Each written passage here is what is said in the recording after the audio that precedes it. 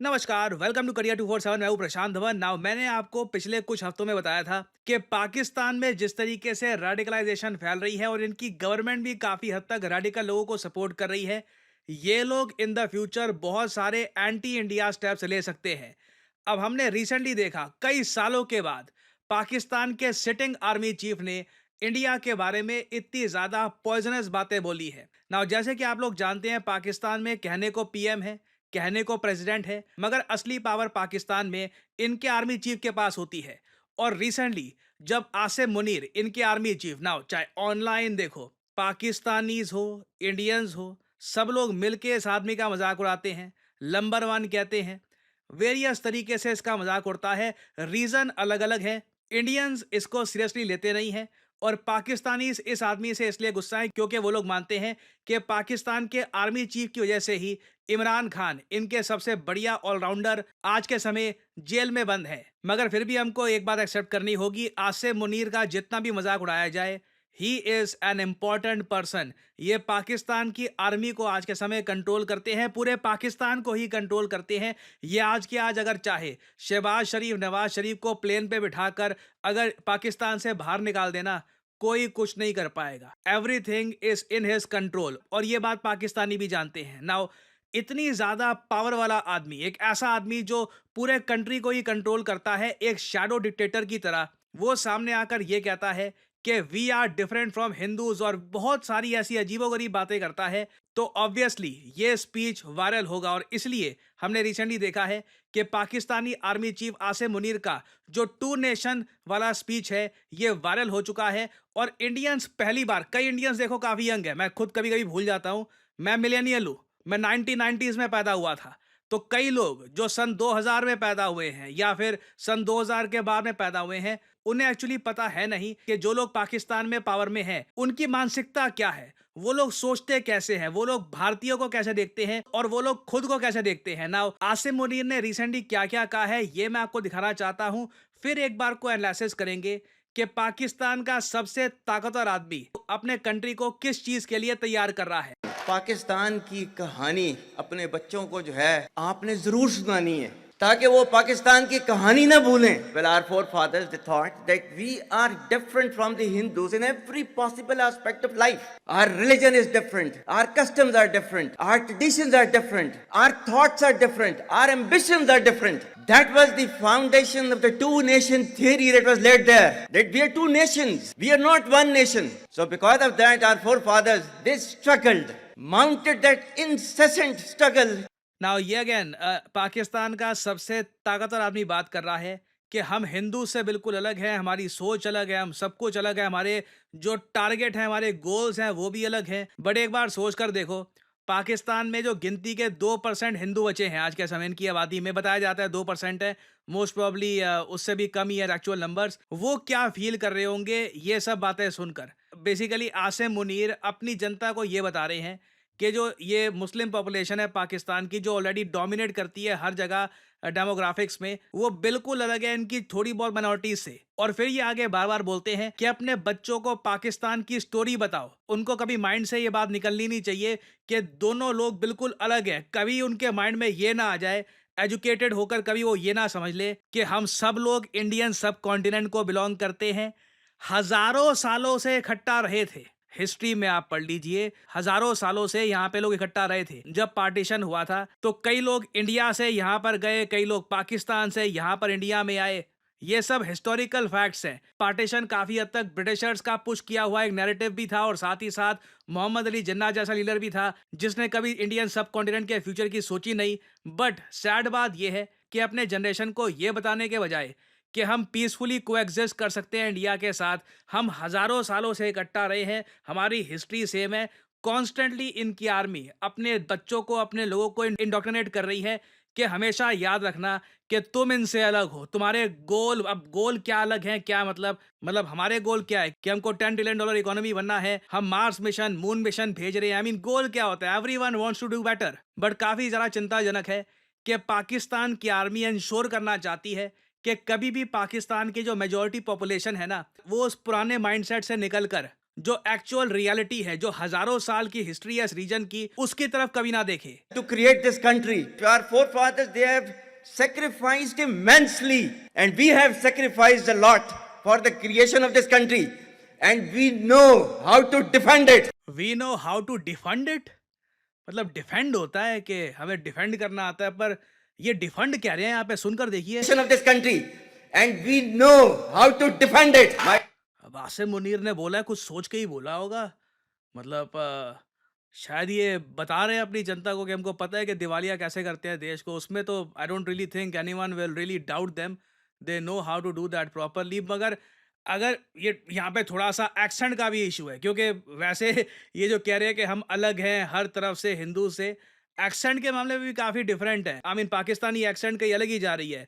Vladimir Putin को Vladimir प्यूतिन बोल रहे होते हैं, और अभी यहाँ पे डिफेंड को डिफंड, और पता नहीं कई और जगह भी मतलब कुछ भी बोल रहे थे ये। और पूरा यहाँ पर लग रहा था कि ये आदमी एक हाईली एजुकेटेड आदमी नहीं है, बस पहुंच गया है जहां भी पहुंच गया है। बट डिफेंड की भी अगर हम बात करें तो आधा देश टूट गया, बांग्लादेश बन गया, तो वहां पे तो इतना आप डिफेंड भी नहीं कर पाए। तो क्या इधर वे एक काफी अजीब सा स्पीच है, बट जो आखिर का पार्ट है वो सुनिएगा। My dear brothers and sisters and sons and daughters, please don't forget the story of Pakistan. And don't forget to narrate the story of Pakistan to your next generation so that their bond with Pakistan, it never weakens. Whether it is the third generation or the fourth generation or the fifth generation, they know that what Pakistan is for them. ना ये जो line है ना यहाँ पर बहुत important है। पाकिस्तान के आर्मी चीफ ने कैटेगोरिकली ये कहा है कि अपने जो बच्चे हैं ना, इनके दिमाग में डालना होगा ये पूरा थॉट, हमने अपना कंट्री बनाया क्यों था, पेट्रियोटिज्म इंपॉर्टेंट क्यों है। और वैसे मैं आपको ये बता दूं, पाकिस्तानी इसके बारे में और कुछ आप बोलो ना बोलो, इनकी आर्मी की इंटरवेंशन की वजह से ना, जब भी दुनिया में सर्वे हुआ है कि सबसे ज्यादा पेट्रियोटिज्म कहाँ पे आपको मिलेगा, बिल्कुल कह लीजिए कि सब कुछ कर देंगे देश के लिए वगैरह ऐसे लोग। हालांकि वो अलग बात है, टैक्सेस भरने को आते हैं तो टैक्सेस भरने को रेडी नहीं होते। बट जब एक सर्वे हुआ था गैलप का, तो वहां पे बताया गया था कि 90% पाकिस्तानीज ने कहा था कि एक डीप एसोसिएशन वो फील करते हैं अपनी कंट्री के साथ। 96% पाकिस्तानीज ने कहा कि अपनी कंट्री को ये डिफेंड करने को तैयार है in the wake of war. 70% Pakistanis ने कहा कि कभी भी अपने देश को वो छोड़ के नहीं जाएंगे, चाहे अब्रॉड अच्छी अपॉर्चुनिटीज क्यों ना मिले। और आई एम श्योर आप लोगों के माइंड में वो मीम आई होगी, बहुत ज़्यादा फेमस हुई थी, जहाँ पर एक पाकिस्तानी स्कूल में एक टीचर पूछती है बच्चों से कि आप क्या बनना चाहते हो, और सारे बच्चे चीख चीख के ऑलमोस्ट फनेटिसिज्म में कह रहे होते हैं कि मैं आर्मी ज्वाइन करके इंडिया को डिस्ट्रॉय करना चाहता हूं। और पूरी दुनिया में ये मीम वायरल हुई थी, लोगों ने इसको एक फनी वे में लिया था। बट एज इंडियंस हमें पता है कि किस टाइप की ये आबादी फ्लरिश करते हैं यहाँ पर, किस टाइप की मेंटेलिटी ये रखते हैं यहाँ पे। It is quite concerning for us. तो फॉर एग्जांपल ये वीडियो देखिए, इन केस आपने ये वीडियो नहीं देखी, मैं आपको दिखा रहा हूँ। ये पाकिस्तानी स्कूल का एक सीन है। आज से कुछ साल पहले ये वीडियो दुनिया भर में हुई थी viral. When I will grow up, I will be army and save Pakistan and destroy India. Strong army, wow, great! I will open as much educational institution as possible, and I'm proud to be a Pakistani. The next generation of Pakistan is going to make Pakistan literacy 100%. I mean दो चीज़ें हैं, just horrible English skills जो सीधा आप कह लीजिए इनके cricketers तक जाती है। और ऑलमोस्ट हर बच्चा आपको दिखेगा यहाँ पर बहुत ज़्यादा फनाटिक वे में कहेगा कि I want to destroy India, I want to bomb India. और आसिम मुनीर की जो ये आप स्टेटमेंट यहाँ पे आप सुन रहे हैं ना, इसके पीछे एक जेन्युइन पॉलिसी भी दिखती है कि पाकिस्तान अपनी जो ये यंग पॉपुलेशन है, इसमें ये इंडोक्ट्रिनेशन और ज़्यादा करेगा, ताकि कल को अगर वॉर कल को होती है तो लिटरली इनकी एक बड़ी आबादी तैयार हो लड़ने के लिए। और ये रीजन के लिए काफ़ी डिस्ट्रेसफुल है, क्योंकि अगर एक ऐसा कंट्री यहाँ पर है जो लिटरली जिसको एक आर्मी चलाती है, और आर्मी देखिए इस कंट्री के बहुत सारे फंड्स भी ले लेती है, पाकिस्तान का ओवरऑल जो बजट है उसका एक बहुत बड़ा चंक इनकी आर्मी ले लेती है, और उसमें काफ़ी फिर करप्शन भी होता है। ये अपने बंगले बनाते हैं, इनके कई मिलियंस ऑफ डॉलर्स के बैंक अकाउंट है यूके यूएस में। ये सब सस्टेन करने के लिए पाकिस्तान की आर्मी के लिए बहुत इंपॉर्टेंट है कि इनके देश में ये इंडोक्ट्रिनेशन बनी रहे, इनको अपनी आबादी को कॉन्स्टेंटली ये बात ये लोग बताते रहे कि we are different from Hindus, और हमको अलग रहना है, हम अलग देश बनाकर रहेंगे, और two nation theory etcetera etcetera, और कंट्री को डिफेंड करेंगे वगैरह, जो भी ये सब बातें कर रहे हैं। तो इससे एक बात पता लग जाती है, कल को इंडिया एक काफी आप कह लीजिए सो कॉल्ड एक लिबरल कंट्री बन सकता है, मगर पाकिस्तान उतना ही आप कह लीजिए एक फंडामेंटलिस्ट विचारधारा वाला देश बनेगा। और इनकी आर्मी इंश्योर करेगी कि कहीं भी इनकी यंग पॉपुलेशन को ये ना लग जाए कि दोनों कंट्रीज के लोग आज से कई हजारों साल पहले for many thousands of years इकट्ठा रहे हैं। और देखना होगा यहाँ पर कि फ्यूचर में इंडिया कैसे मैनेज करेगा, जहाँ पे हम बहुत सारी लिबरल वैल्यूज एक्सेप्ट कर चुके होंगे या फिर समाज में लिबरल वैल्यूज फैल चुकी होंगी, और लेफ्ट साइड में पाकिस्तान, राइट साइड में Bangladesh. It will be very interesting to see के क्या होता है। खैर, अभी फाइनली यहाँ पे आपसे पूछूंगा एक क्वेश्चन यहाँ पर यह है कि वो कौन सा देश है जिसने रिसेंटली भारत को 2 बुलेट ट्रेन गिफ्ट में दी है। मैंने इस पर एक शॉर्ट वीडियो भी करी है अपलोड। बताइए क्या है सही उत्तर। यहाँ पे ये है आपकी ऑप्शंस, जापान, चाइना, यूएस या आयरलैंड। कमेंट सेक्शन में करिए उत्तर। जो लोग देंगे सही आंसर उनकी कमेंट को मैं दे दूंगा हार्ट, ताकि बाकी लोग समझ पाएं कि सही उत्तर क्या है।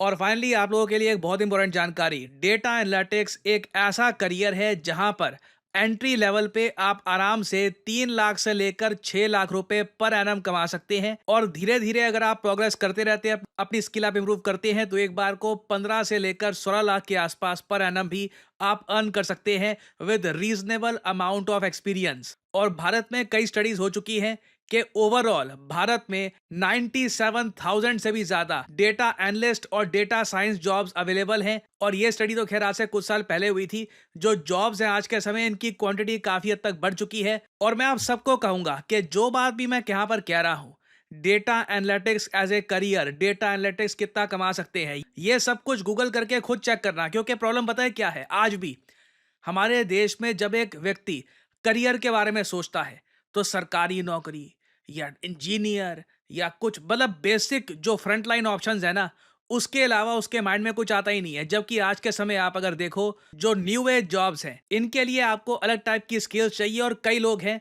वो डेटा साइंटिस्ट बनकर, डेटा एनालिस्ट बनकर करियर में बहुत अच्छी सक्सेस हासिल कर रहे हैं। और करियर 247 का जो डेटा एनालिटिक्स का कोर्स है, इसमें कई एस्पिरेंट्स ने रिसेंटली एनरोल किया है, क्योंकि ये अकेला कोर्स है जहां पे आपको लाइव क्लासेस मिलती है सिंपल इंग्लिश लैंग्वेज में, हिंदी इंग्लिश का mixture, easy to understand language. नहीं तो देखिए, डेटा एनालिटिक्स का कोर्स आज के समय IBM, गूगल, सब बड़ी बड़ी यूएस की, यूरोप की कंपनीज ऑफर कर रही है, मगर वो इंग्लिश में होगा, प्री रिकॉर्डेड लेक्चर होंगे और बहुत ज़्यादा महंगा होगा।